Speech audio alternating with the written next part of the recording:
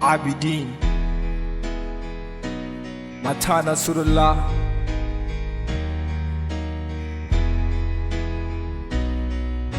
Bari mu tsaya waɗan tuno da baya in mun tuna tsayuwar wasu mu a baya, su sun dake sun shiga kasuwa mara asara, sun yi ciniki da rabi wanda babu asara, sun sayi zuciyarsu ba wani rudani, su ga Allah su mika duk wani kauli a Abuja. Kafin nan mu kalli 12 Disamba, wage arce ta haifar da duk wata alama ta farkawar matasa marasa nadama, zuciyarsu da kakkiya wacce ba husuma, sun fahimta kuma sun yi bajinta. Ina mani ne na samu matsayin shahada. Kada mu gafala, Rabbi zai yi taimakonsa, kada mu shagala mu tashi don daukar fansa.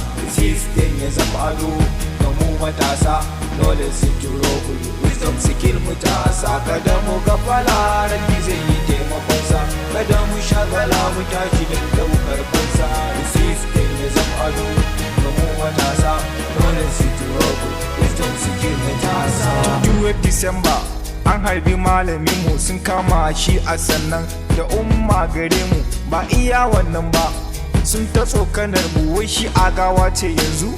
To ga mu ga ku har al'umma sun yi ta mana wani habaci, wai yanzu an kawar da mu. To kun je fa azanci, mu da muke tsaya muku kan duk zalunci da gwamnati take yi tare da musgunanci. Mu jingine wannan mu koma yanzu kan batuna, kan sadaukarwa wacce yanzu take a gabana. Su shahidai matsayinsu ya wuce na dama, na yi roƙo nima ko za na samu dama. Abin sani a nan ku bincika lad na shahidi tun a nan duniya ya tsallake dukkan tanadi, wanda ubangiji ya mai dan ya wuce muridi. Shahid Qasim Sulaimani gwarzon shahidi. Kada mu gafala, Rabbi zai yi taimakonsa, kada mu shagala mu tashi don daukar fansa.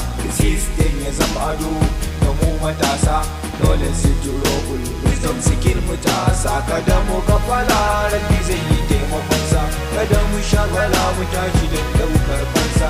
System ya zama ado ga mu matasa, dole su turo kulu wisdom skill mu tasa. A ya kai dan uwa ka ɗau wanga batuna, jiddade ni karami ne, ka duba zantuka na. Bana da ilimi gashi, bana da ma fahimta gashi, babu hikima ko alamar hakan gare ni. Sadaukarwar ka taki har da ke sista abu ne mai mahimmanci, ku ji ku fahimta. Da matasa ake sauya duk wata al'umma, rundunoninmu ga wani sako na mu karanta.